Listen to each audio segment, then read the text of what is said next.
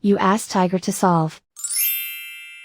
This deals with linear equations with one unknown. The final result is x equals 4. Let's solve it step by step. Group all constants on the right side of the equation. Subtract 17 from both sides. Simplify the arithmetic.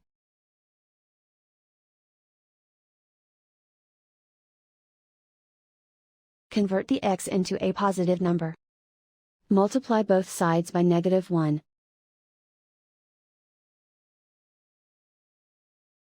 Remove the ones. Simplify the arithmetic. And so the final result is x equals 4.